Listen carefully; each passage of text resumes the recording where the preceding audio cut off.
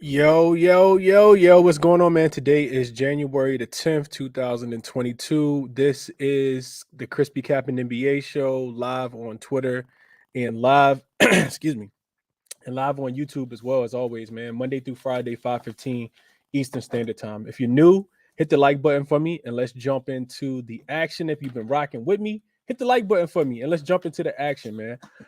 We have a nice little, not too many games today. Nice little 6 game slate, I think it is. 7 game slate. I don't have a lot of action today. I'll start first and foremost with that. Kind of got busy earlier, didn't get a chance to detail, jump into these games as much as I wanted to. Props weren't available early, but we still gonna find a way to get some cash, man. So like I said, hit the like button for me and let's jump straight into it. Real quick recap of yesterday. I was real strong on the Chicago Bulls team total over 113 and a half, playing at Boston. All the trends kind of went against me yesterday. Boston played some really good defense, something I'm gonna be looking a little more into. Chicago struggled to score the ball in the first half specifically, and then Robert Williams, of course. I'm sorry, not Robert Williams. DeRozan got hurt in the third quarter, and I think that ultimately hurt that team total going over the 113 and a half for the Chicago Bulls yesterday. So I will be watching and taking notes on this excuse me, on this Boston Celtics team, specifically with the addition of Robert Williams. We know a lot of their games were going over, and I'm not getting on a soapbox about this game, but just kind of wanting to share with you guys, the other people in the community, how I'm, seeing the games and what I'm looking at. So always evaluating the losses. I think Robert Williams being back, his minutes are starting to ramp up again if people are paying attention.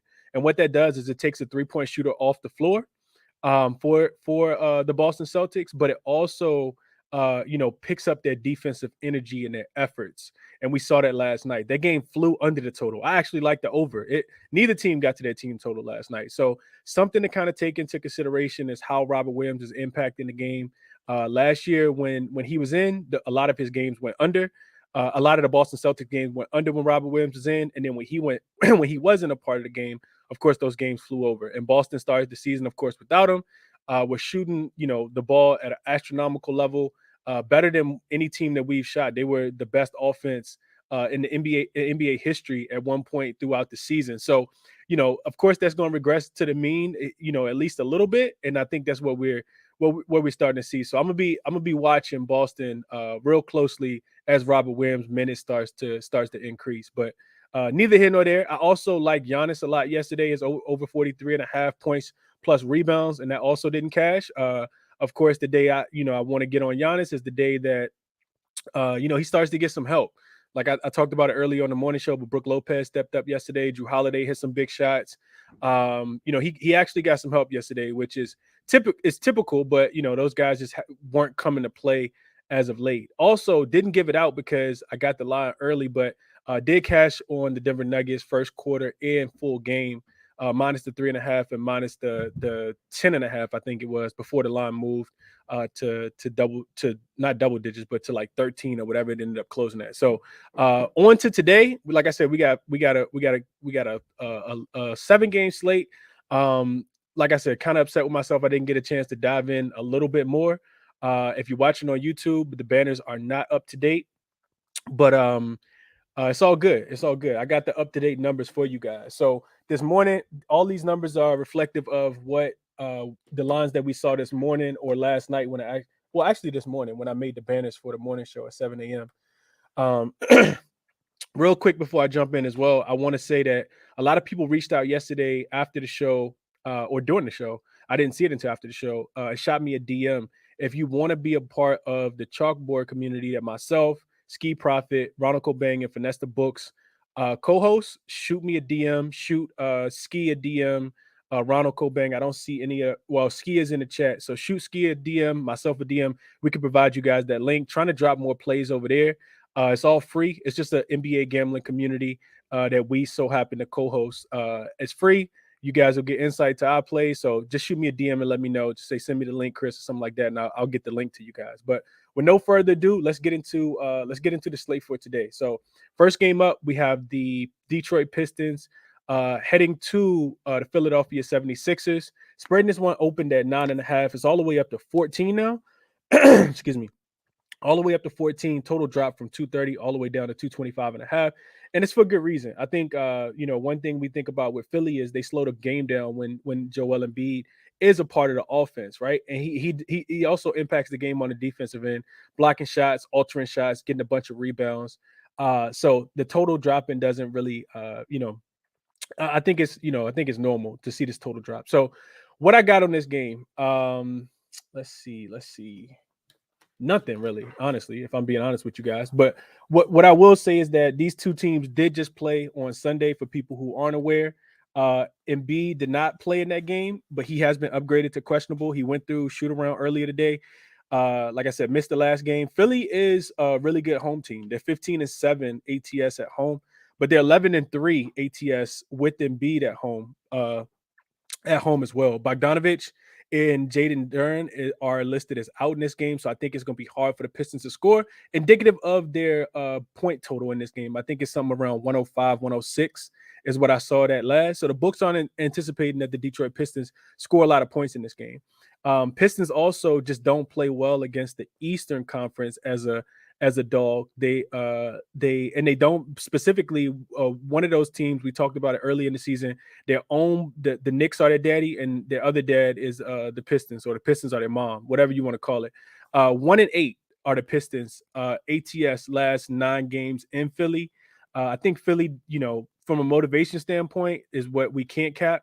But I do think it's a game that Philly probably wins with ease. I'm not laying 14 points with Philly just because I don't know how motivated they are. I think when Toronto was struggling a few weeks ago, that was the last time that Philadelphia didn't cover a spread at home. And I think that it was a game that they jumped out on them early, but they didn't necessarily close that game out. So Philly plays better against a motivated competitor at home specifically. So I'm not I don't have a side in this game as far as the spread goes. What I wanted to share with you guys is what I shared already. I would be wary of taking a guy like Joel Embiid, who could absolutely dominate this matchup, or a guy like James Harden over their points prop, just because of the blowout potential, right? You don't necessarily know what's going to happen. On Saturday, it looked real good. James Harden, I was on his points. I was on his rebounds plus assists at 14.5, and it cashed before halftime. That could also happen again today, but when PJ Tucker back in the lineup, he's not going to score a lot of points, but he can, snatch a few of those rebounds away from Harden. And of course, with Joel Embiid being back, something you got to watch. He could definitely take a few more rebounds. If Joel Embiid is ruled out, I do think that James Harden triple-double is in play again in this game. He had one pretty much as soon as the third quarter started in the last game on Sunday. The only thing that's changed is the venue. They're not in Detroit, and they're back at home in Philly. I do think that also, if you're looking for a straight bet, James Harden rebounds. They're typically at about 6.5, and he had 8 at halftime in the game on Sunday. So James Harden rebounds, kind of staying away from his points, just because it might not be a blowout that's needed in this one. I think his point prop is down to about 21.5, which maybe the books know that Joel Embiid is going to play in this one, but we don't have that information yet. So don't want to talk too long on a game that it's a whole bunch of hypotheticals. Just wanted to share with you guys how I would look to play this game. Moving along to Charlotte and Toronto, really difficult game to determine a side on for me. Charlotte comes into this game being a 7-point dog in this game. It's went up to 7.5. I also saw it touch 8 earlier. I think it's back down to 7.5 right now. The total in this one opened at 231.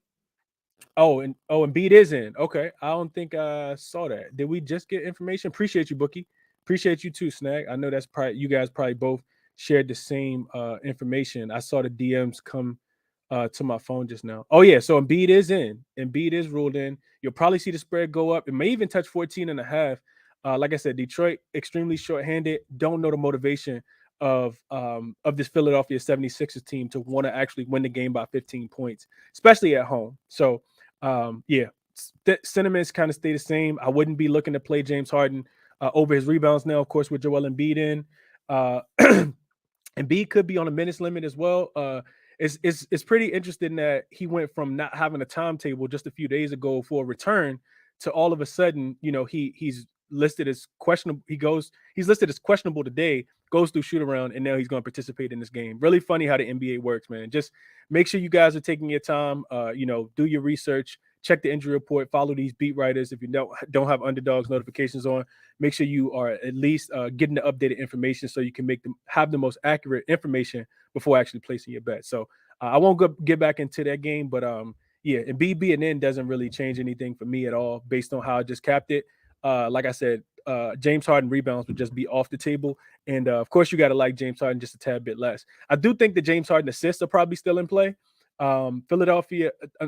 Detroit does not have a guy that can slow down anybody like James Harden. The pick and roll, their two best interior defenders are both out in this game, and with that being Duren and Isaiah Stewart. Not Isaiah Stewart. Isaiah Stewart is the only center that's actually in.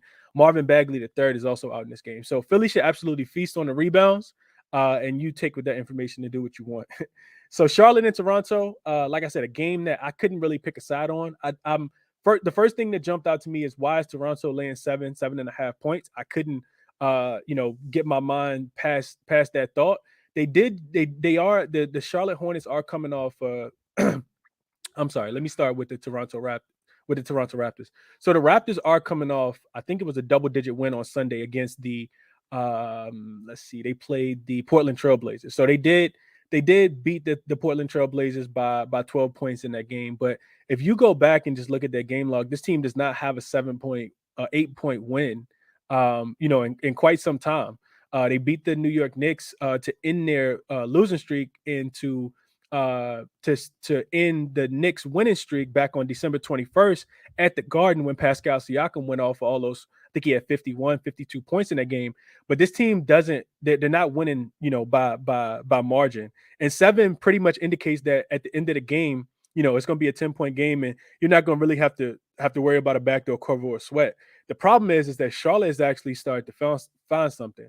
I think we don't have updated news, and somebody correct me if I'm wrong, on Gordon Hayward. I know he's still listed as questionable. He didn't play in that game on Sunday in Indiana.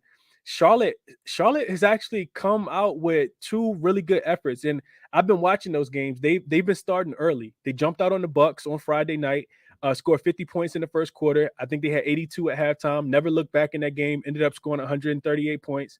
And they did the same thing to Indiana. They had a double-digit lead, I think, in the first quarter against the Pacers. Pacers fought back in the second quarter, which has been a trend recently. And then, they kind of go back and forth. I think Charlotte got another big lead.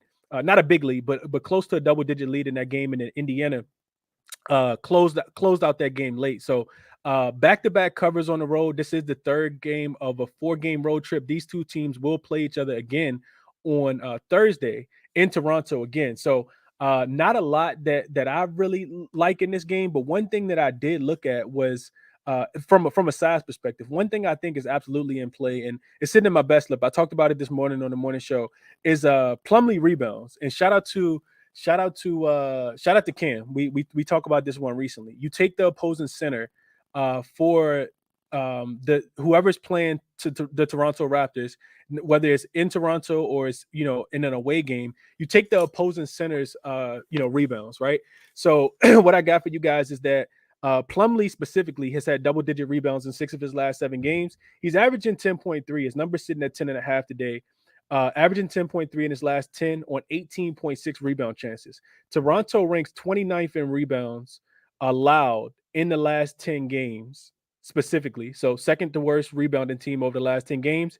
But even within that, they're allowing the most rebounds to centers over the last 7 games.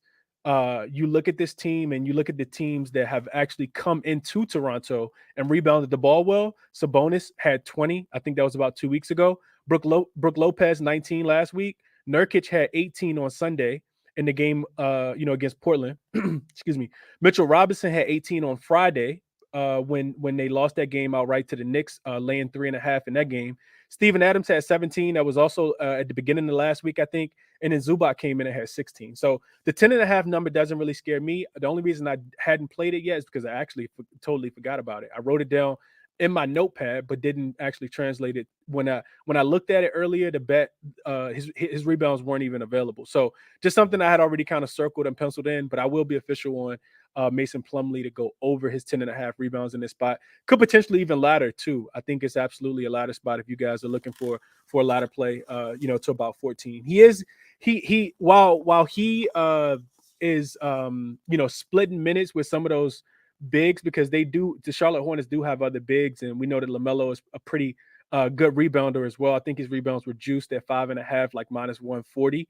I do think that both of those numbers are in play. I'm not worried so much about the big guy stealing minutes from Plumlee, because they have actually utilized him in the offense. They do a lot of pick and roll with him. He's passing the ball well, shooting a little one-handed free throw, and making that consistently enough for Coach Steve Clifford to keep him in the game and keep his minutes pretty high. So that's what I kind of got for you guys in this game. I also think that Pascal Siakam, they don't have a defender for Pascal Siakam.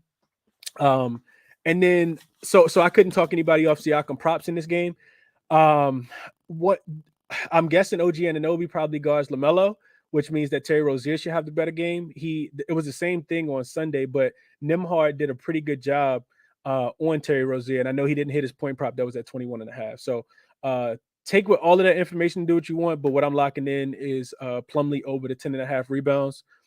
I feel like it was one more thing I wanted to mention in that game.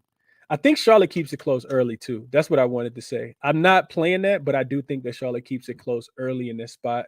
And then I think the total is pretty interesting. I don't want to talk about the total because I could go on a rant about the total, how the two teams are conflicting in styles, and whoever plays the game at their pace will indicate how the total goes. If the Charlotte comes in and makes Toronto play faster, then I think the total goes over. If Toronto slows the game down, they're getting rebounds, they're walking the ball up the court with Fred VanVleet, Gary Trent Jr. and the boys, then and Scotty Barnes, I do think that the total probably could stay under. So pretty high total for a Toronto game, pretty low total for a Charlotte game. So I think the books probably have it set up right about average. I could see it going over and see it going under. So that's my quick spill on that. Oklahoma City and Miami Heat is the next game that I want to talk about. Doing a bad job of changing these banners.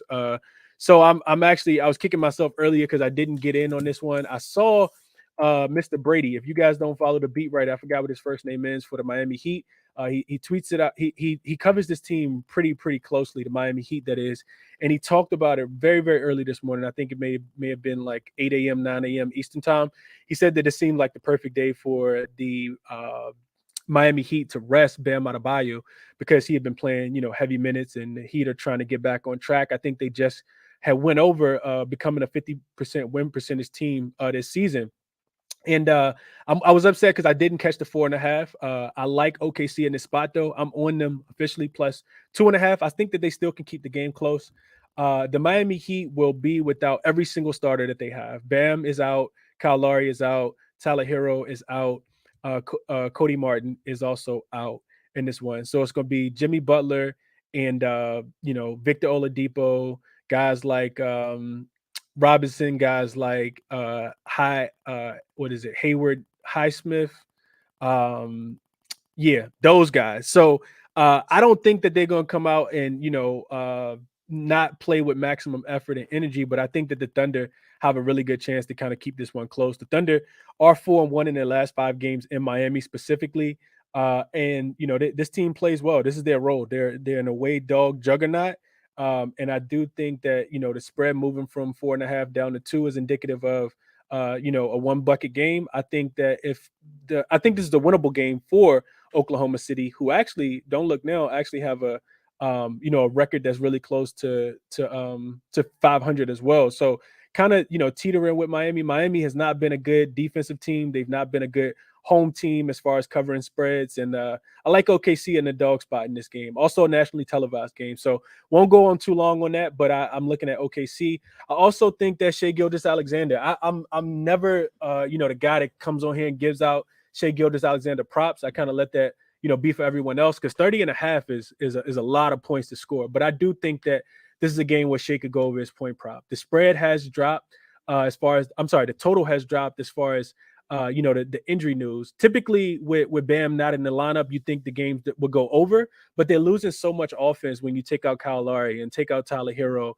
that I think this game probably could still go under. And because I don't really like taking a lot of player props over in games that I think could potentially go under, if that makes sense. So Shea points being at 30.5, no real rim protection for the Miami Heat in this one. I would only be able to look towards Shea to go over his points prop, but I'm not official on that either.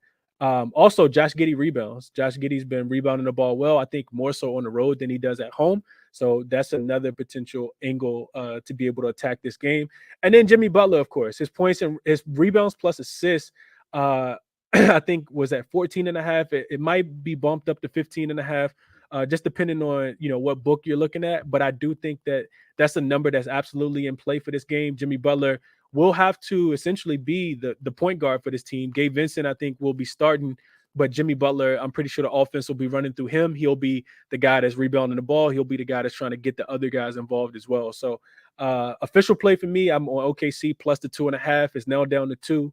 I took the number as soon as it reopened after I missed it this morning at 4.5 because we're still trying to cap the game. So hopefully that doesn't bite me in the butt. Didn't get the CLV, but we'll see how it goes. I got a tad bit of CLV, a half a point, but we'll see how that one goes. Moving on to the Cleveland and Utah game. Very, very interesting game here. First game back in Utah for Donovan Mitchell, of course. And this is a game where, I did a lot of reading. I checked the beat writers for the Cleveland Cavaliers, try to find just a inch of, motivation, for this Cleveland Cavalier team. And I think that they're all just kind of keeping it in-house. I thought about it from the Jazz perspective. The Jazz do play well as a home dog. This team is 6-1 as a home dog. All of those games, however, did come against the Western Conference. The reason why I don't want to back the Jazz in this spot as a home dog is because they're in a pretty funky travel spot. They did have yesterday off, but this is their third game in 4 nights. They play both on Saturday and Sunday, and 2 games back to back. And this is also a 4th game in 6 nights for the Utah Jazz. I do think they'll get up for a game like this. The fans will probably be, really, really loud for a game like this. But I'm not looking to back this team without Colin Sexton.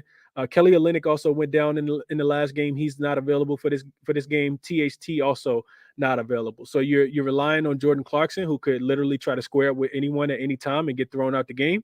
And Mike Conley, who's a little older in age as well. We know that Cleveland typically wins with defense. Utah, 27th defensively last 2 weeks. Also 27th defensively in the season, 26th defensively last 5 games. So Utah continues to not play defense. Cleveland typically wins with their defense. In Cleveland, I think a pivot, because I know everybody and their mom's going to be on Donovan Mitchell points today. I know that they opened at 29.5. He does provide about 35% of the actual scoring in away games for the Cleveland Cavaliers, but I would look into to Darius Garland props. Darius Garland is someone that I was targeting a lot of unders on towards the, up until this actual road trip, honestly, when Donovan Mitchell didn't play in that first game, when I think they were in Phoenix for that game. No, they were in Denver for that game. I also played Darius Garland under his player prop, even without Donovan Mitchell, and he hit, but it was barely. Darius Garland has actually picked it up and really, had some of his better road games recently. The Cleveland Cavaliers do, however, struggle to cover on the road. This team is just 5-1 as a away favorite, with covers coming against the shorthanded Phoenix Suns on Sunday. They covered against the Pistons, which I don't give them a lot of credit for. The Lakers, which I don't give them a lot of credit for because the Lakers weren't in their best form during that time. Also, another cover against the Pistons, and they covered against the Bulls during the first week of the season. So this team is extremely, inconsistent with their wins and their losses. Specifically after a win is typically when I'm a little, less. Confident in backing Philly. In backing Cleveland. I like to back Cleveland off a loss and not necessarily off a win. We'll see if they have enough momentum to kind of carry over. I do think that all of the Cleveland Cavaliers guys will want this one for Donovan Mitchell. I can see Darius Garland, coming out and trying to assert his dominance, get his other teammates involved. The problem is I don't see a lot of these guys being able to knock down shots at a consistent rate for the Cleveland Cavaliers. This offense does struggle a lot. So it's going to be interesting to see how an offense that's not that great performs against a defense that's not that good, and a super motivational spot for both teams in this one. We also know that the Utah Jazz give up a ton of points in the paint. So guys like Jared Allen and Evan Mobley could absolutely feast in a game like this tonight, which is one of the reasons why, like I said, I'm probably just going to watch this one. Don't feel confident enough betting anything in this game. So that's what I got for you guys there. Just a quick breakdown of that game. Moving along, we have the Phoenix Suns and the Golden State Warriors. So I didn't even talk about this game earlier on the morning show, but this one's pretty simple for me. Phoenix is going to be without pretty much everybody. They won't have a G League roster out there, but they'll be without a lot of their main guys. Of course, Devin Booker is still out. Chris Paul is still out. You add Aiden to the list, who also has been ruled out. Cam Payne is out. Cam Johnson, of course, is still out. Torrey Craig is also listed as questionable. Shamit, it's going to be really, really difficult for these guys to even score. Steph Curry was upgraded to questionable. Then now he's listed as in. He'll make his return for this game. Golden State at the crib, coming off 2 straight losses. The team just lost to the Orlando Magic in a game that Klay Thompson set, which Klay's also back for this game. They're super healthy at this point. And that chemistry between Steph, Klay, and Draymond, because they've been playing together so long, I don't think that it's going to be, Steph comes out rusty at all. I think Steph will play throughout the offense and kind of find the shots, and this team will do, extremely well. So I know my guy Joey, shout out to my guy Joey. We talked about this one earlier on Ronald's show on Let's Cap. The team total under for the Phoenix Suns is something that continues to keep cashing. The pace in this game is anticipated to be a tad bit faster, of course. The Golden State Warriors like to get out and run. They shoot a lot of pull-up three-pointers in transition. So I could see a world where, Phoenix scores still doesn't score a lot of points, but they get a few more possessions, which I think is indicative of the point total being so high, because the books aren't, and not just go give away free money. And they know that the Phoenix Suns haven't been able to score, 100 points, and that they have, a lot of they have the worst offensive rating over the last 5 or 10 games. Last 2 weeks specifically, I just can't get there with anything on the Phoenix side. I think looking at Phoenix unders, first quarter, first half, full game, also double revenge spot. Golden State did just beat not just beat, but they beat them twice already this season in Phoenix, and they were doing a lot of trash talking as well. So would only be able to look towards Golden State to be able to cover even a big number like this. Golden State is in a prime time spot. If you were able to get the number early, congratulations to you. Right now it's all the way up to 12, which seems like a big number, but I think Golden State could even cover the 12. So no official play for me on this game, but I would only be able to look towards Phoenix team total unders, like I mentioned earlier. Maybe even potentially looking towards the Golden State team total over as well. Probably first half, and maybe even for the full game in this one. I think Golden State can get whatever it is that they want, especially having the Splash Brothers back. I think that Steph wouldn't come back for a game like this if he wasn't 100% healthy. This will be another game back, for Wiggins as well in the lineup. So the guys are really starting to get back together and are going to be healthy. The Golden State Warriors also, they haven't played a road game since getting smacked down in Brooklyn all the way back on December 21st, 4 days before Christmas. So this team has been at home at the crib since they beat Memphis on Christmas Day. Also another reason why it's got to be Golden State or nothing in this spot. And you throw in the 2 losses to the Orlando Magic and the Detroit Pistons, non-conference games, a lot of, roster, injury report stuff in there with the game against Detroit and the game against Orlando.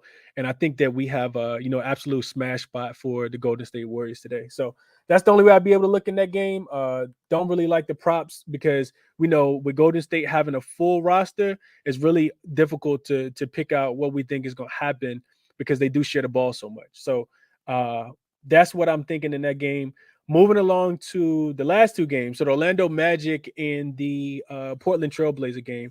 Line this one opened at 7 in favor of the Portland Trailblazers. When I woke up this morning, it was 7.5. Now I see all 8s on the board. So the books are anticipating, a lot of people are anticipating Portland to smack Orlando up tonight. This is a pretty bad travel spot for Orlando. They got smacked up last night against the Sacramento Kings. That game was over before it started. Trifecta spot cash, first quarter, first half, full game for the Orlando Magic for the Sacramento Kings yesterday against the Orlando Magic. So now they come to Portland. Portland has been struggling as of late. Pretty long road trip that they were on, and not able to cover, but also not even able to win. This team, the Portland Trailblazers, are 3-7 against the spread and straight up in their last 10.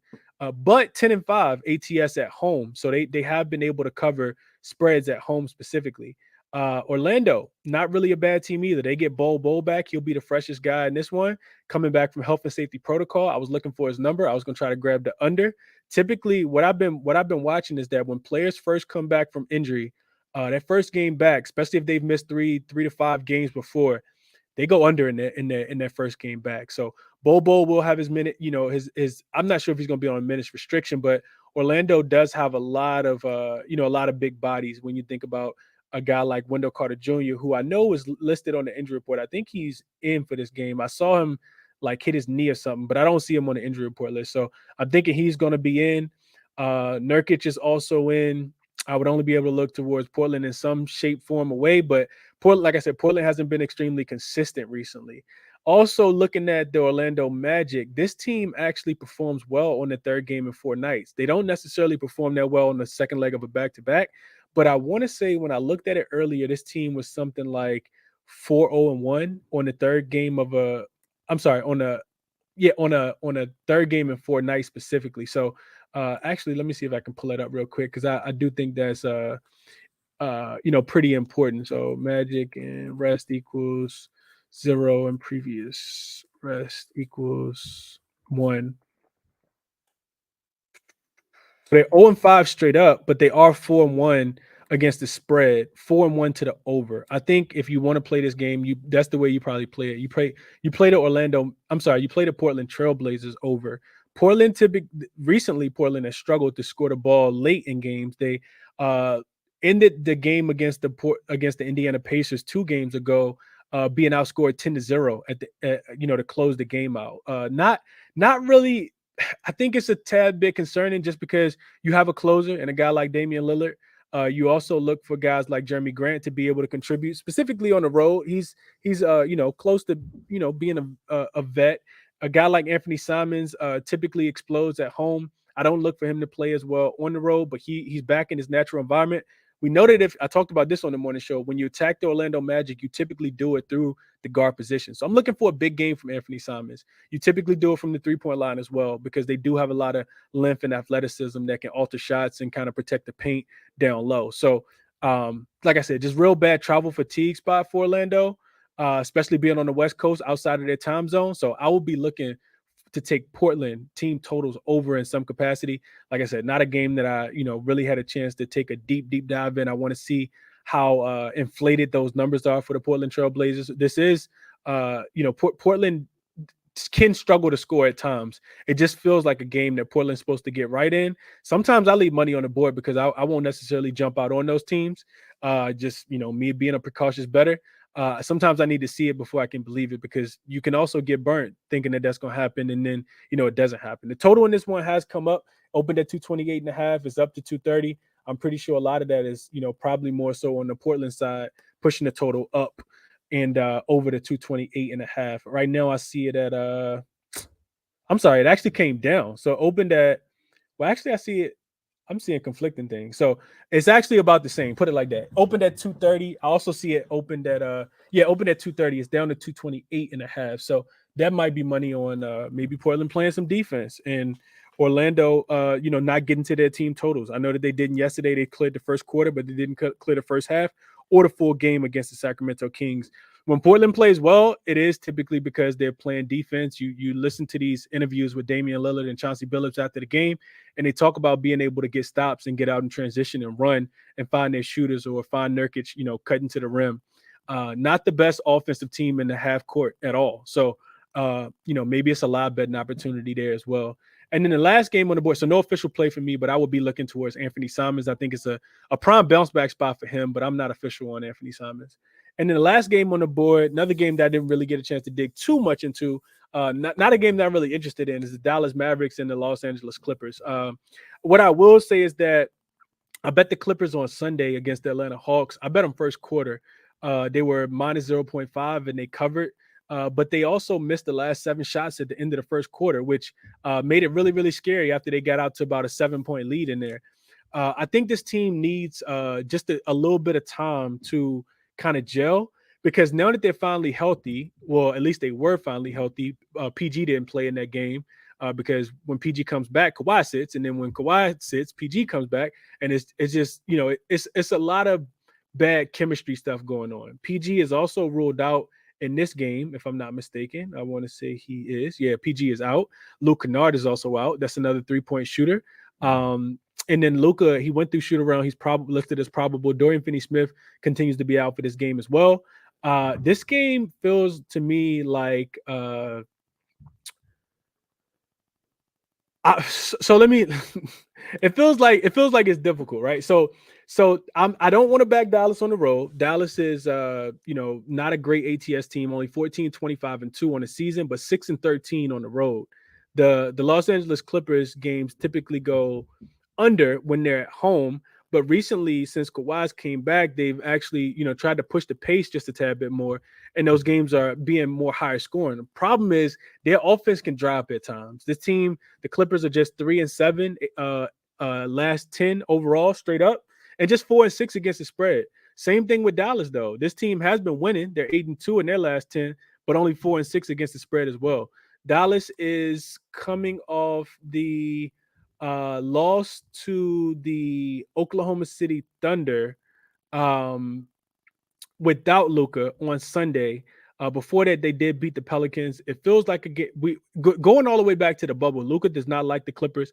I'll be looking towards his PRA over. Like I said, the Clippers aren't playing, great defense. I also think it's interesting to note that I think this is the longest active losing streak for Coach Tyronn Lue, right? And you listen to the post-game interviews, and he talks about how they need time to gel.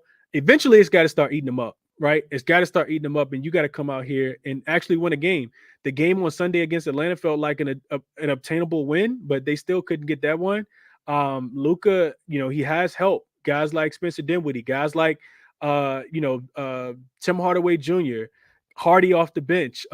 Christian Wood has been a really, really big contributor, and that might actually play Zubac off the floor tonight if he is outside extending, trying to get, Zubac out the paint so he can, go one-on-one in some of these drives. So I think Dallas can come through and, play well in this spot.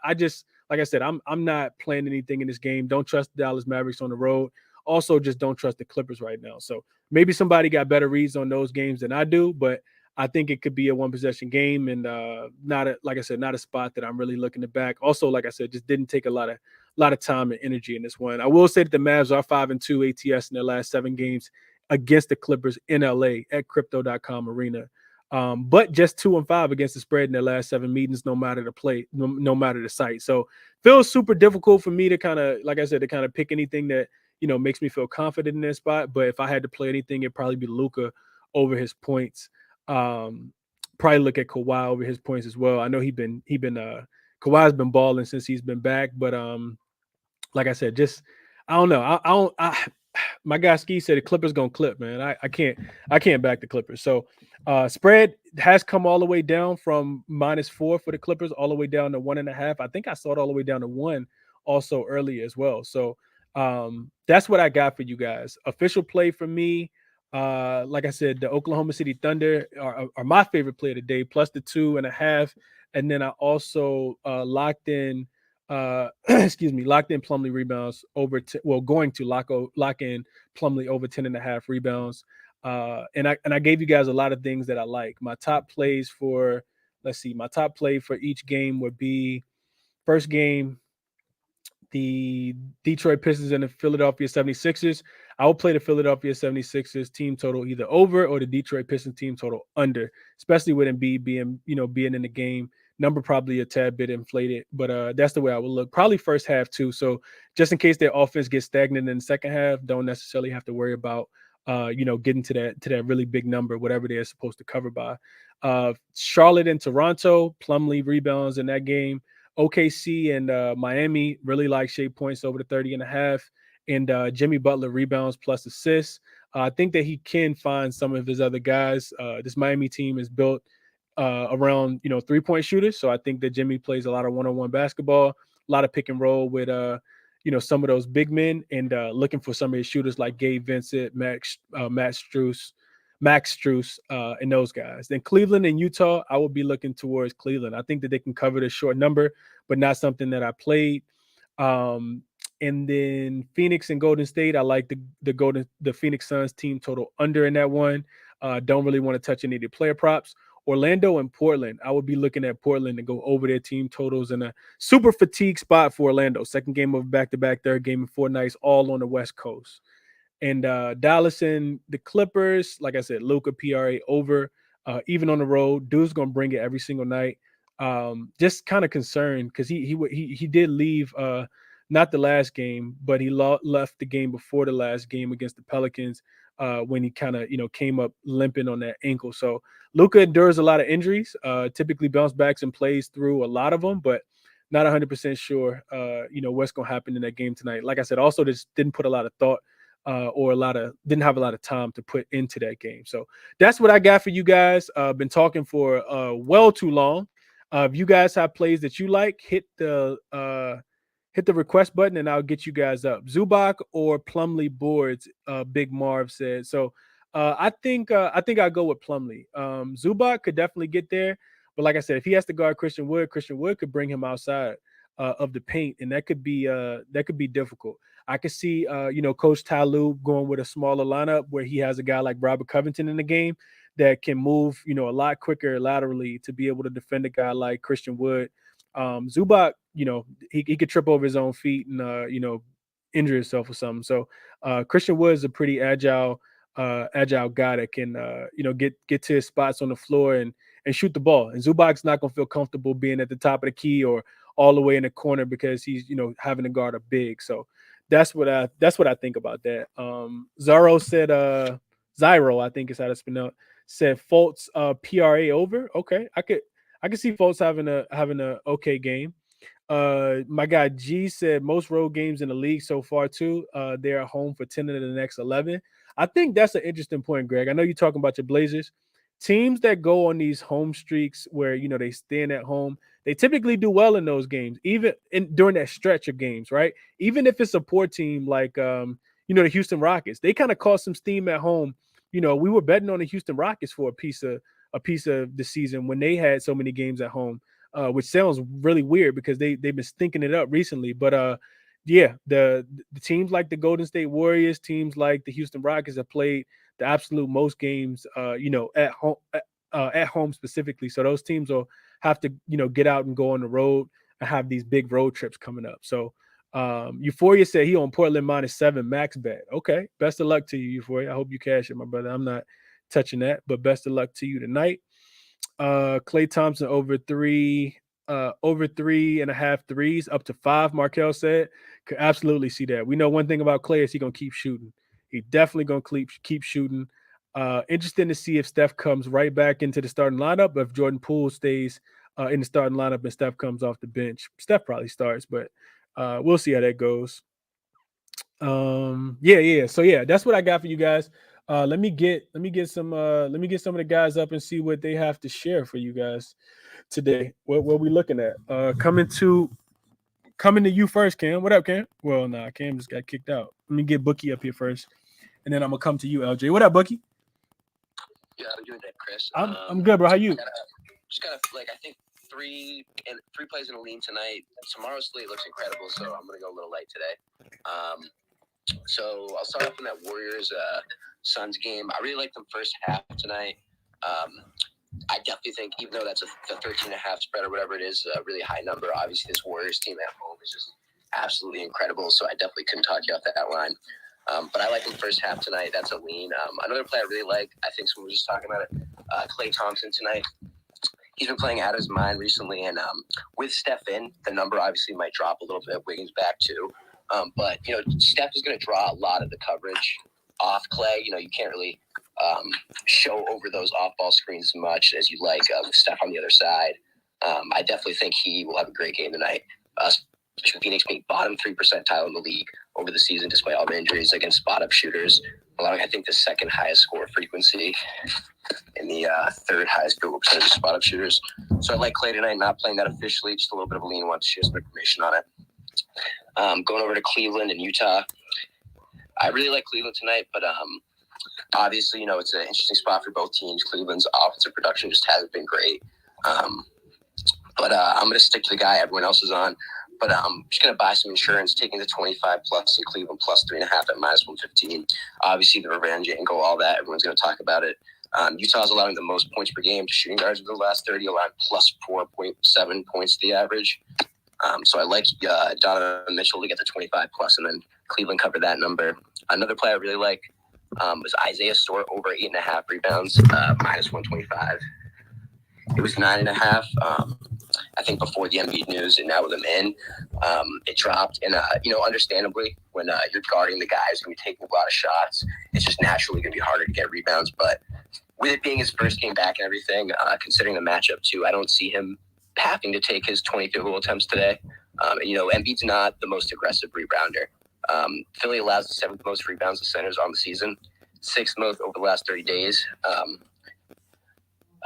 Stewart is over 10-18 without Bagley, with 5 of the 8 unders coming in games he played under 30 minutes. Obviously, without Bagley and Duran tonight, he'll definitely see over that 30 minutes if he can stay out of foul trouble.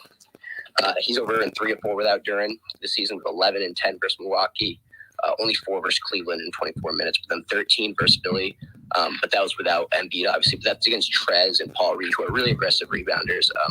Honestly, he might be more on the boards than Embiid would. Center's playing 28 minutes rebounds versus Embiid recently. Jonas had 12. Mitch Robinson had 16. Zubac had 12. Duran had 8 in only 26 minutes, and that was with 5 personal fouls. And Steven Adams had 16. So I really like Duran tonight, especially with that line dropping. Like that number a lot. And then the last play I'm on for tonight is OG Anunoby 2 plus 3s in Toronto plus 2.5 plus 115. The way Charlotte plays defense, they give up a lot of catch and shoot in corner threes. They're giving up the 5th most attempts and 6th highest field goal percentage on catch and shoot this season. 86% of OG's threes are on the catch and shoot. He's attempting the most on Toronto, 4.5. Toronto allows the 2nd most 3-point attempts and 6th highest percentage from the corner. OG shooting 44% of his threes from the corner this season, most on Toronto as well. Charlotte allows the 12th most threes per 48 minutes to small forwards over the last 30 days. I was expecting that number to be a little bit higher, so I looked at StatMuse and some forwards for Charlotte recently, who will be in like the similar position as OG. Troy Brown shot 4 for 8. Royce 4 for 6. Grant 4 for 6.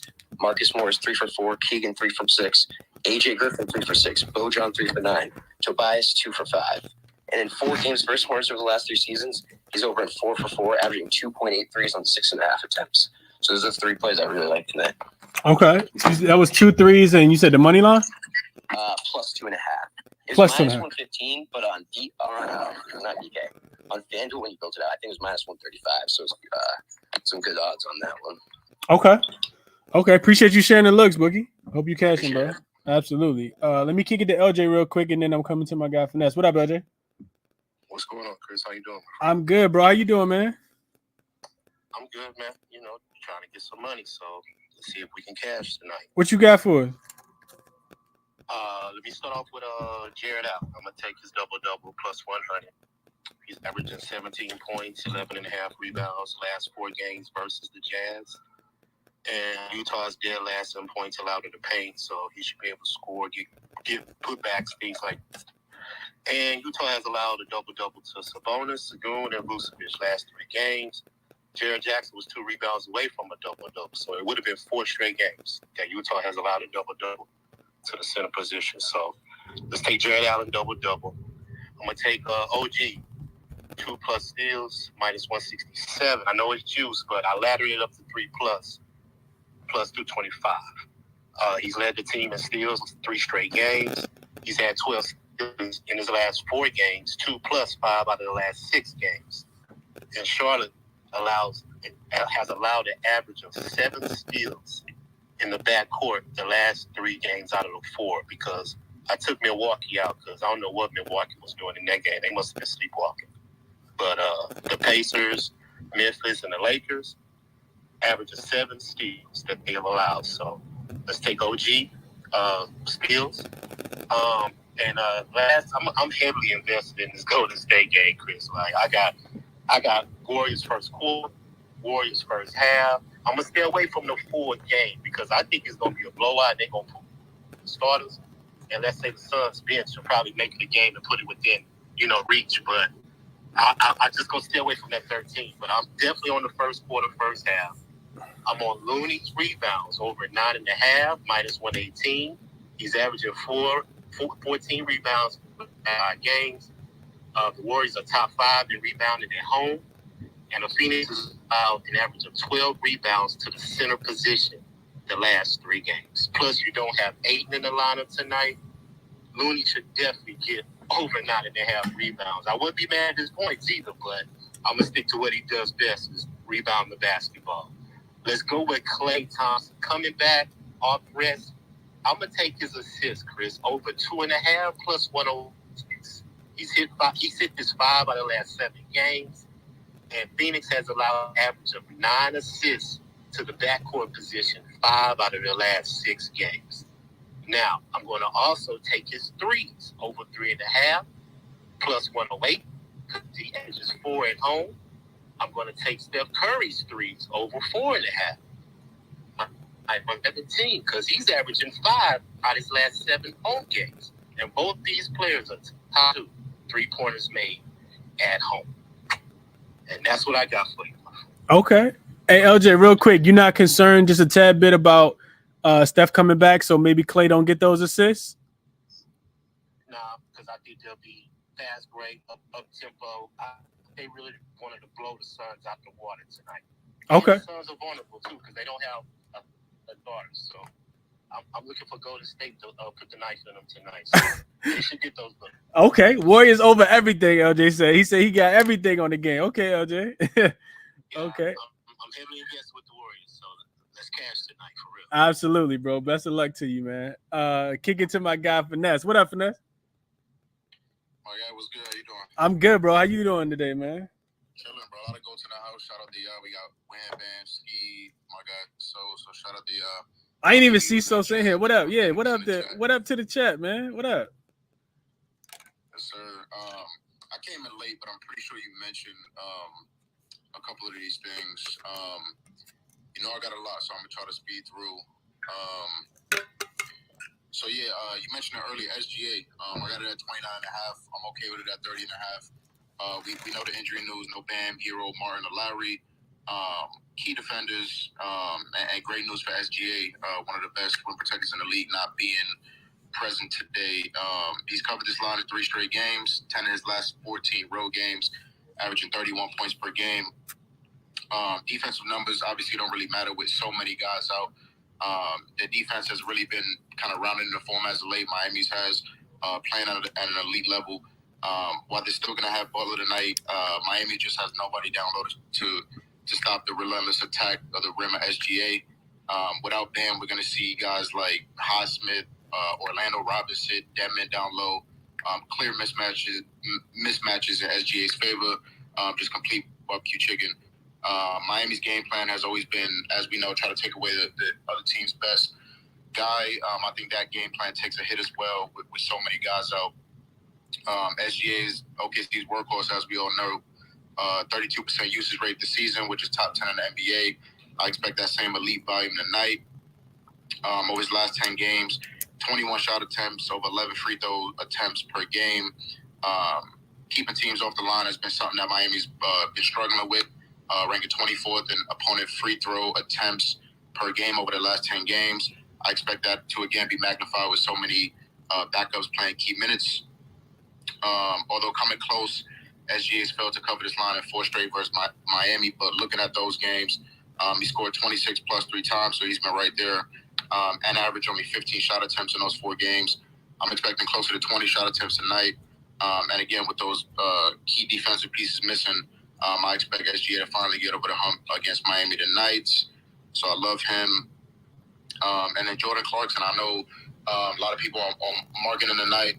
I think he can get there for sure, but he's for sure going to have the tougher defensive matchup. So just to kind of reduce the juice a little bit, I took him 20-plus points and 1+3. That's -135. You can still get that now. He's cleared 20-plus points in 7 of his last 10 games, and is back home where he's feasted and been a lot more efficient all year. He has 20-plus points in 8 of his last 10 home games, and averaging nearly averaging 24 points per game, and that's been minutes, shot attempts, 3-point attempts, free throw attempts, all drastically increased at home over the last 10 road/home games. If you're looking at those splits, in the last 10 home games, he's averaging 35 minutes per game, which is awesome.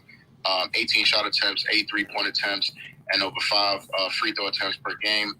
If you tell me before the game he's even going to sniff that value, I'll take this every single time. No Olynyk, no Sexton, no THT tonight. Clarkson's already seen a bump in minutes at home, which we just talked about. I'm expecting that to be even more the case with those injuries. He has 20-plus points in 10 straight games, 7 of his last 19 and 7 straight home games, playing 33-plus minutes. So you love that. And these specific injuries, mainly THT and Sexton, I think that opens up a path for Clarkson to fully run that second unit, hopefully against some of Cleveland's backups as well, which I think is great. Cleveland's defense has been tough the whole year, but the weakest part of their team is, of course, the backcourt. Clarkson's cleared 20-plus points in back-to-back games versus Cleveland, including a 23-point performance in mid-December, despite only 8 of 21 from the field. So he got that elite shot value we're talking about. Just wasn't as efficient and still cleared this number. Markkanen has the tougher defensive matchups, using a 1+3 just to kind of reduce the juice. He has 1+3 in 29 in his last 32 games, so I feel like that's a safe leg. I'm 99% there with Evan Mobley over 2.5 assists. Great hit rate as of late, averaging 6 to 7 potential assists over his last couple of games, 10 assists over his last 2 games. And then waiting on Terrence Mann again. I took his PRAs last time he played. Waited all day for it. I think it dropped like 15 minutes before game time, and it was 18.5. So if it's anywhere near that, I'm going to take it again, probably like it up to 20.5. So SGA, 30-plus points, still like it at 30.5. Clarkson, 20-plus points, 1+3. Mobley over 2.5 assists, and then whatever Terrence Mann's PRA line is. I know I talked a lot. I'm sorry, but that's what I got. Appreciate you, bro. Nah, always, Finesse. You always got the mic, bro. You just giving the reason behind doing your homework, bro. And I appreciate you. You know why you like these plays, and I appreciate you doing the work. You know, having the analysis around the plays, bro. Always. So, however long you need to take to explain it, you got it, bro. Like the plays as well. Probably, I really like the man play, Finesse. I know he cashed it the other day against Atlanta. I was watching that game. Without PG, somebody got to step up, and we know they got a lot of guys that can do so. Could be a Norman Powell game, but he plays hard. I think that's why Coach Ty Lue likes him so much. I could see him going over his PRA line too. Like you said, probably not available yet, but could definitely see that happening also. Let me get Cam up real quick. I know you tried to come up earlier, Cam. Let me see if I can get you up now. What up, Cam? Can you hear me, bro?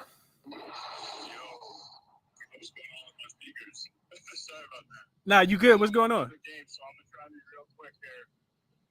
Subway literally just came. I don't know if you can hear me. 1 second, man. Yeah, no, you good. You good, Cam. We can hear you. If you connect with me. Yeah, you good. We can hear you.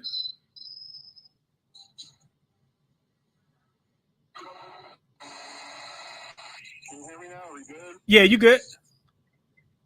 All right, real quick. I'm on Plumlee all the way up to 14 rebounds, so I'm with you on that. I'm also on Pascal Siakam. Jesus Christ. Sorry, man.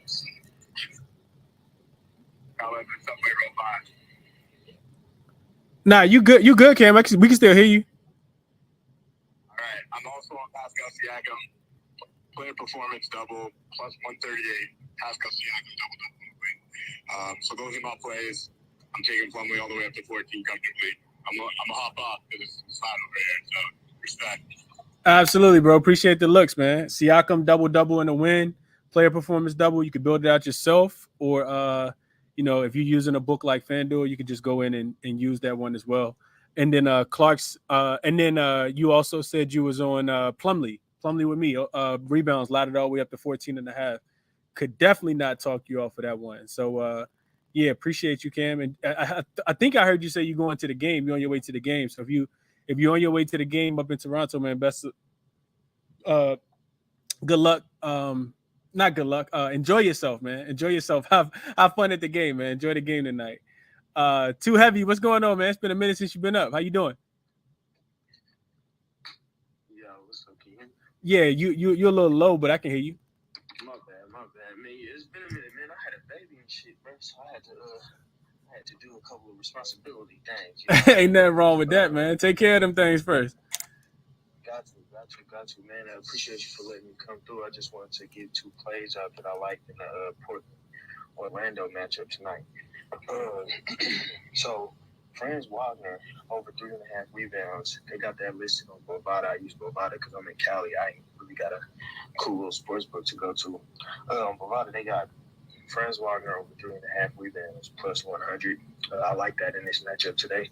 I think that Damian Lillard and Anthony Simons going to be focused on offense, not really trying to go and get the boards. They'll leave that to Jeremy Grant and Juice Nuggets. Franz Wagner can get boards when the opposing backcourt is shorter than 6'4", 6'5". He's 6'10", so I can see him getting over 3.5 tonight. The other play I like, Anthony Simons, over 3.5 threes is minus 117 on that book as well. That boy can shoot. He's fluctuating between 3 and 4 threes every game. He shoots better at home. He's hit over 3 threes in 6 of his last 10. So I see him getting over 3.5 threes tonight, and they need a bounce back game to start this little home stand that they finna do. So that's what I'm on tonight, bro. Okay. Yeah, I low key really want to get there with Anthony Simons as well. Just the way the Orlando defense guards, could absolutely see him, hitting 5, 6, 7 threes. We know the temp's gonna be there. Him being back at home, only indicative of him, having one of those explosive games that he's capable of. Too heavy. So, love the looks, bro. Could absolutely see both of those cashing tonight. Let me ask you this too. What's up? Defensively, Markelle Fultz and Cole Anthony and the boys from Orlando. How many threes do you think they're giving up on the defensive end? I think they're giving up as many as Portland can make, right? Like it's really just, Anthony Simon's been in a shooting slump. I think it's even fair to say that Dame's been in a shooting slump as well, especially from 3. Dame's also been, trying to watching Dame more recently. Like I watched the Pacer game, and he's been scoring the ball. Don't get me wrong, but he's really been trying to be more of a facilitator and trying to be patient with the offense, kind of like having CJ there the last few years. He'll the other team will go on a run and he still won't necessarily try to go, nuclear and just, try to, I think he tries to be patient with the game and try to get the others involved, even if they're, in a shooting slump for, a specific period of the game is what I'm seeing too heavy. Facts.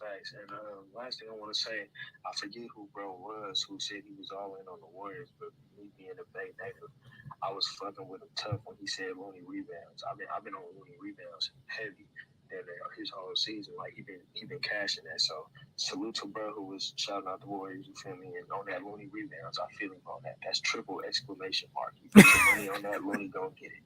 Word. Okay. Yeah, Looney has been grabbing all the rebounds for sure too heavy. So yeah, best of luck on your looks, bro. I appreciate you sharing it.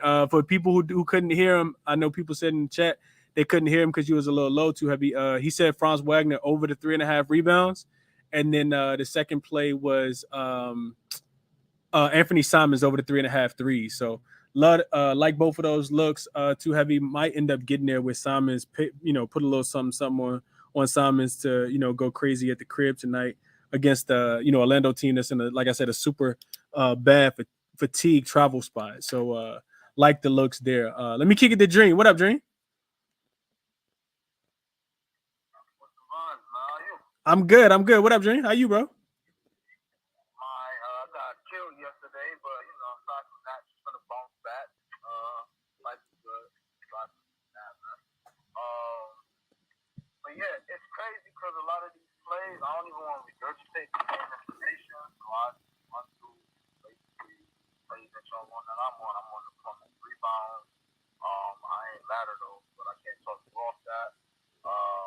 Mitchell, I'm on his points. I got him at 28.5, but whatever it's at now is fine.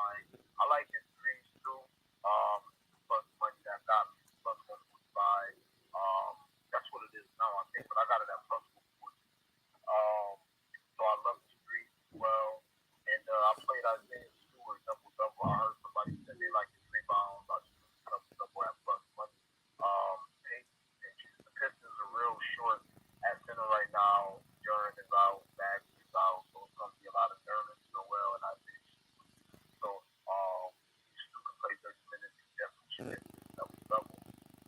And he like to shoot threes, and then he ain't trying to come out there. But so those are like my 4 plays that I posted. But I just want to take a little time to talk about stuff I'm waiting on to drop. So Alex Burks, been like a go-to for me all year.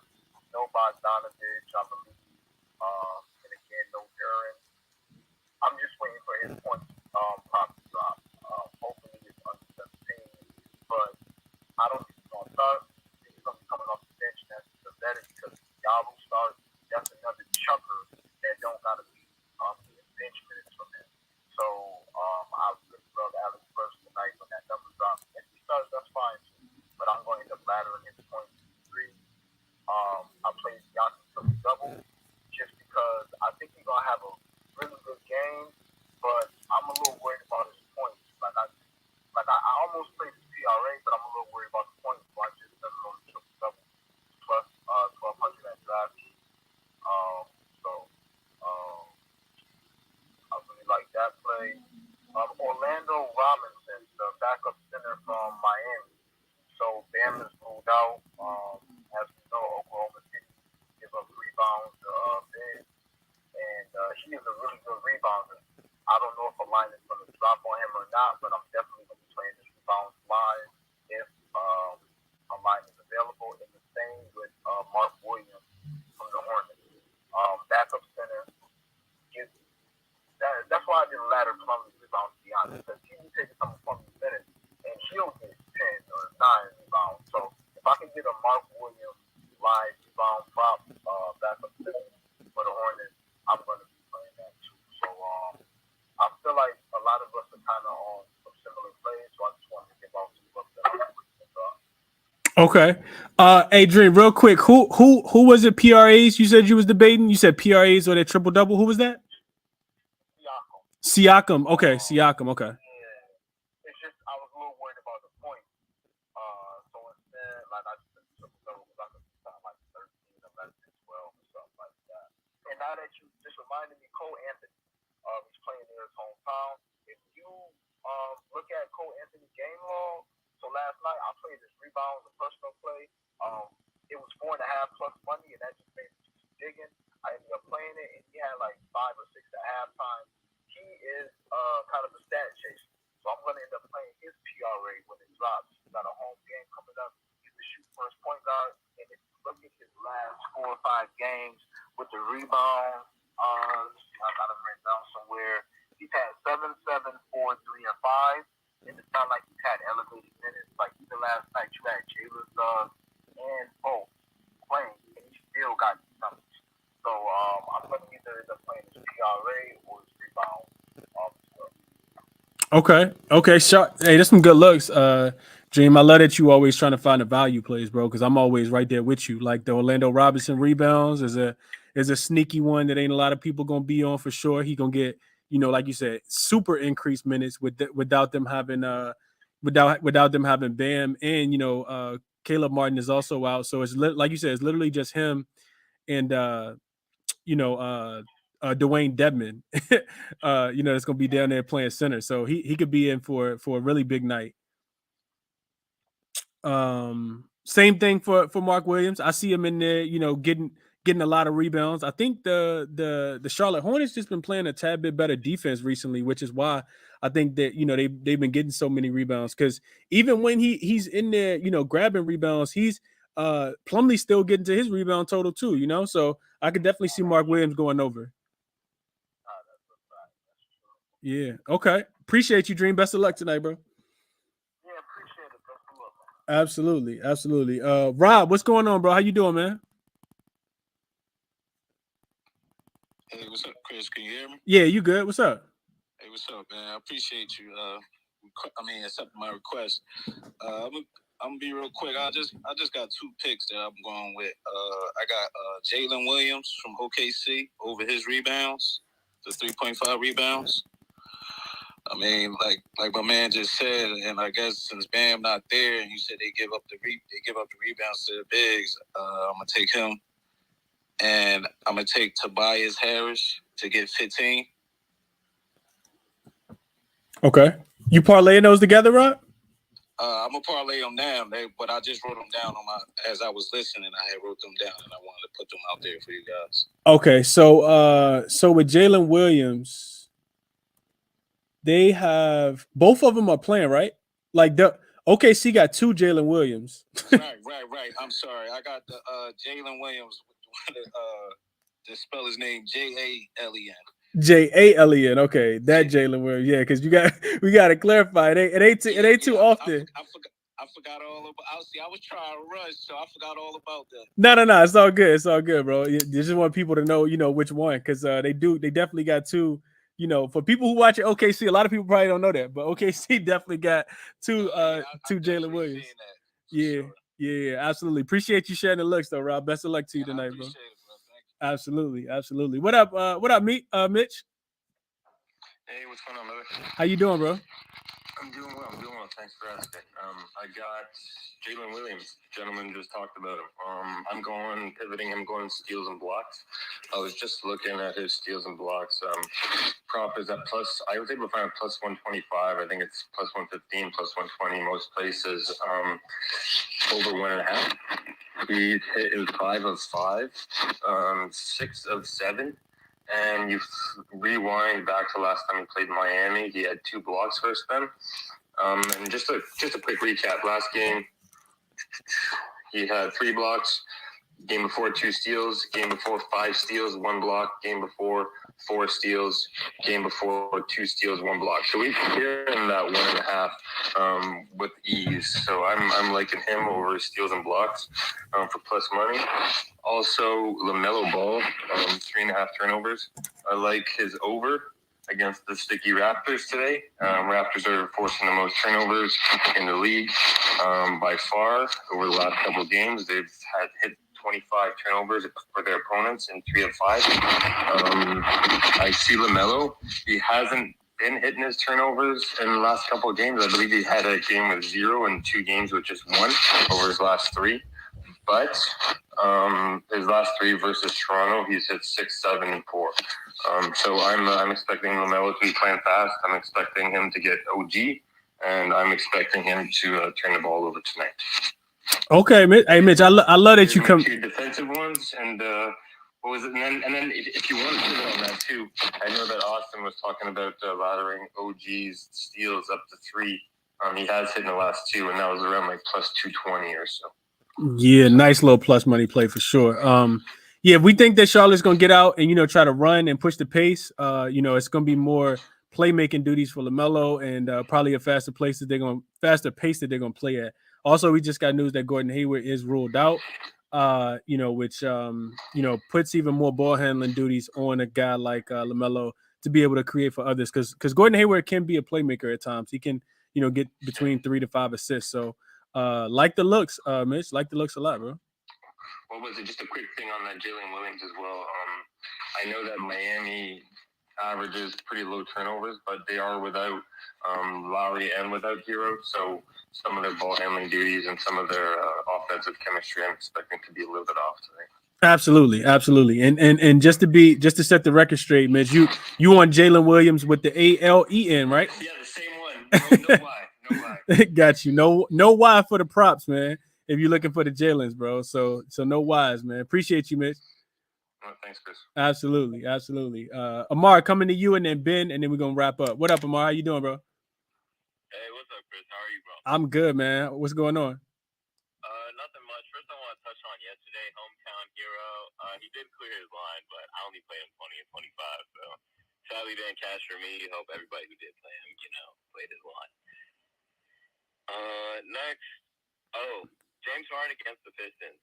I don't know why, but if you go look at his last 7, 8 games against the Pistons, every game he either gets a triple-double or gets extremely close. It's an auto play to me, to be honest. Even with Embiid back in, Embiid really hasn't even been, snagging boards like that for the last 2 years, honestly. So, that's an auto play for me. Another thing, I want to touch on what I think Dream said about Cole Anthony.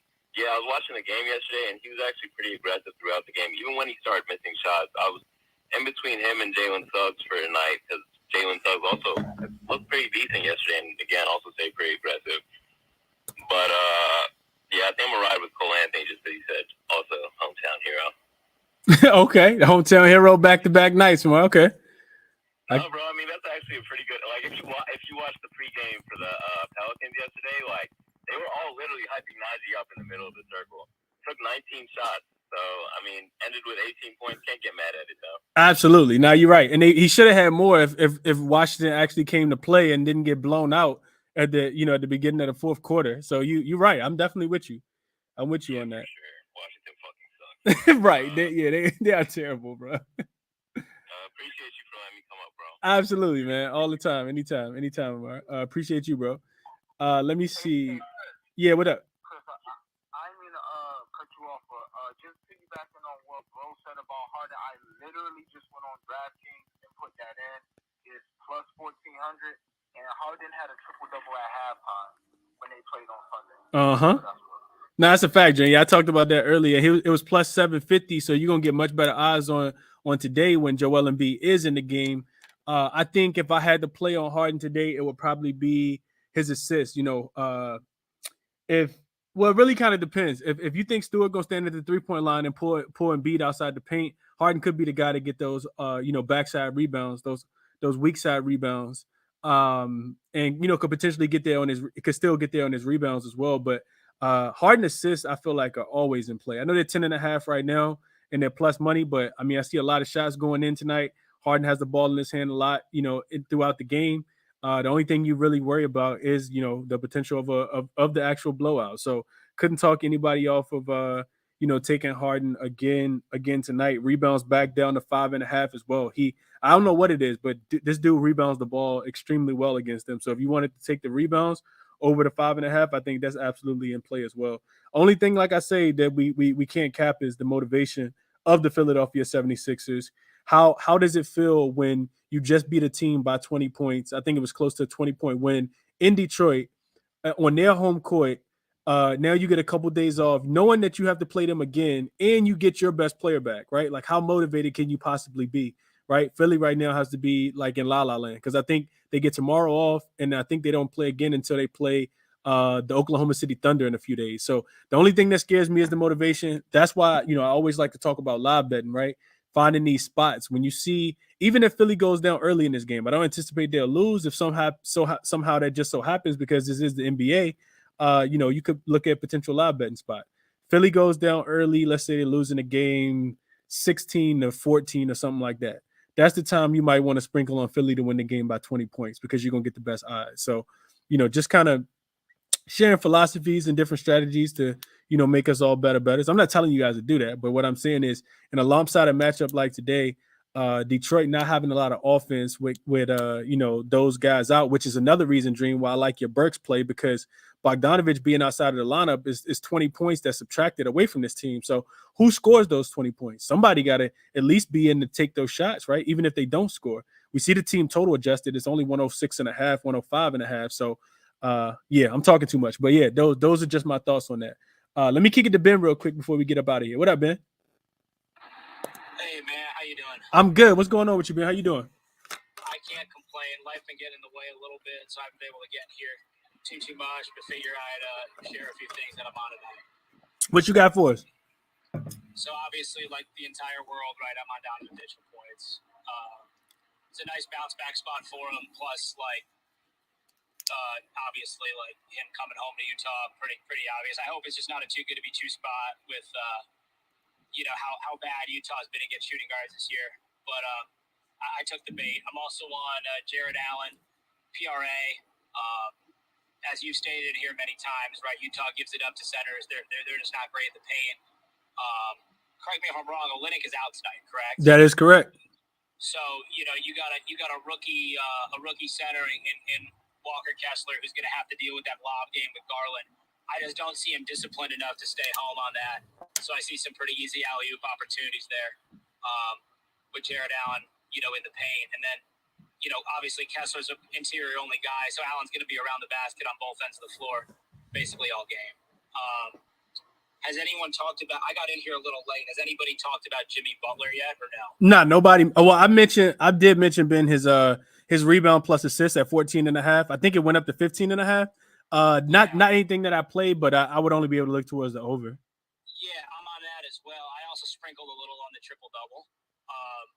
I still got to get that in. I admittedly have not bet it yet just because I want to get home and shop it around a bit, but I'm almost home. But, whenever like you see this kind of backup Heat lineup with one star in the game, that guy kind of just becomes the do-it-all guy rather than the scorer, and you kind of have one of the secondary scorers kind of takes on the load of the scoring, right? We saw with Lowry earlier this year against the Wizards. We saw Butler have, I believe, 2 or 3 triple-doubles last year when everybody was out. And then, in general, like, OKC is just not a very good rebounding team. So, obviously to get a triple-double, you got to get 10 boards, 10 points, and 10 assists. I think there's a clear path for him to get all 3 of those lines. So you might as well put a little bit on all of it in addition to that rebound assist line that you kind of talked about earlier. I laddered Plumlee's rebounds up to 16. Full unit on the regular bet, laddered up to 16. We're just going to keep attacking right the center position against Toronto. And then I played Lucas PRA against the Clippers. Obviously, he has like a deep hatred towards them. And then kind of a tit for tat play, Kawhi points going right back at them. They don't have a lot of defense for the forward position in Dallas right now with Finney Smith being out. And Kawhi's history against Dallas is super strong. And Hey, Ben, real quick, Isaiah Stewart just got ruled out, so that leaves only Nerlens Noel, the only big man. Just so you guys know, Nerlens Noel is the only big man that Isaiah Livers is also ruled out. So just letting you guys, just passing along the word. It's gonna be some rebound opportunities. And honestly, I have no idea what they're doing with Embiid now. We might have to play Embiid assist because they might just be double teaming them. But go ahead, Ben. I want to kick it back to you so you can finish. That might be a real fast-paced game. We're gonna get lineups with Sadiq Bey playing the 5 there. Yep, that's gonna be crazy. And then sorry, I lost my train of thought there. That's my fault. And then my last play, I was on Josh Giddey PRA as well. With all these guys out from Miami, Giddey's kind of one of the more unique players in the league just because of the position he plays with the height that he's at, right? Giddey's 6'8". He's one of, if not the best rebounding guards in the league. With OKC not really playing a true center and Miami, right, best rebounder is going to be out of the game. Jimmy Butler is going to be taking on a lot of the playmaking opportunities. So I don't see him putting in as much effort on the offensive rebounding end. So I see Giddey getting a bunch of kind of cheap board opportunities too. So I really like Giddey's rebound point PRA line. I'm sure it's gone up a little bit throughout the day, but I got it at 27.5 earlier this morning. So that's what I'm on tonight. Okay. Hey, look, good looks, man. I think those are really good looks, bro. I like you kind of just that I hadn't thought about Giddey rebounds without Ben's Ben. I was calling him Ben. Without Bam Adebayo being in the game, I like Giddey rebounds. 7.5 right now. I see him at -122. Yeah. I might add that just as a straight. Miami's just so height deficient, Like he's a 6'8" player. I know he's a guard, but it's like, Jimmy Butler is going to play the 4 the whole game, and he's going to be like a point forward. Like, I like my odds there. Yeah, I do too. Especially in a game where we kind of we know that OKC is going to come out and play really hard on the defensive end, nationally televised game.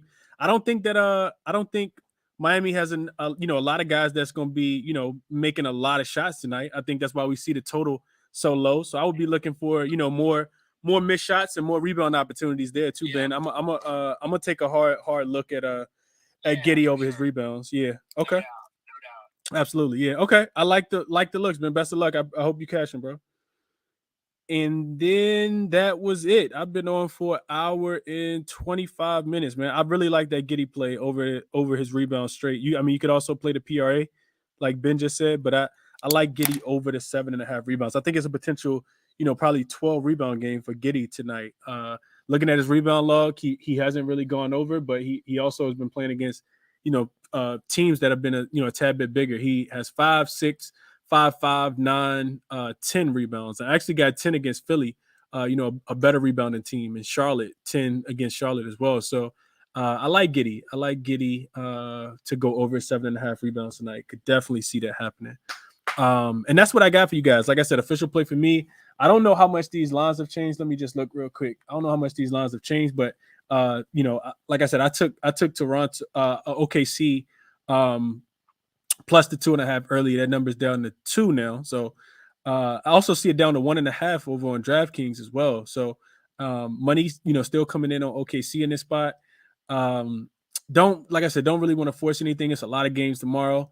I love when we get this injury news though, because it does kind of create opportunities that you have to kind of take a deep dive in to see what you like. So yeah, that's what I got for you guys today. Official for me, just the Oklahoma City plus the 2.5, and then the Mason Plumlee over his 10.5 rebounds. Couldn't talk anybody off laddering in that spot.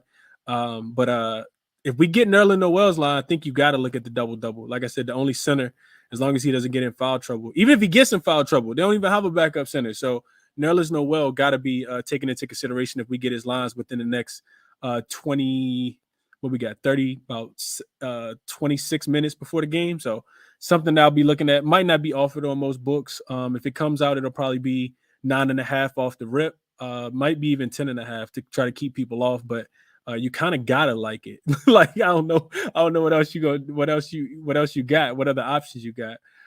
Detroit, they super thin tonight, super thin, paper plate thin. So that's what I got for you guys. Back in the morning, I'll be doing another show in the morning. Cash Day with Chris. Hopefully, we talking about some cash that we got with Mason Plumlee over these rebounds. And if I add anything, I might have a couple live bets as well. If I add something, player prop in the late game or something, then I will tweet that out. So be sure to have notifications on if you guys are looking for live bets throughout the game. And also for the new people, hit the like button for me. Subscribe to the YouTube page. I'm doing shows over there, live on YouTube every single day as well. And if you guys need that chalkboard link for the co-host group that myself, Ski, Ronald, and Finesse host, send me a DM and I'll get that link to you guys, where we do have official write-ups for our plays at times. So come join the community over there, man. Best of luck to you guys tonight. Always end the show the same way. None of this is financial consultation. That's all theory and logic. I test. I'm running trends, SDQL stuff. But just trying to find some cash, man. Best of luck to you guys tonight. Bet with your head, not over it. We got more action tomorrow, so don't go too crazy. Good luck to everybody tonight. I'm out.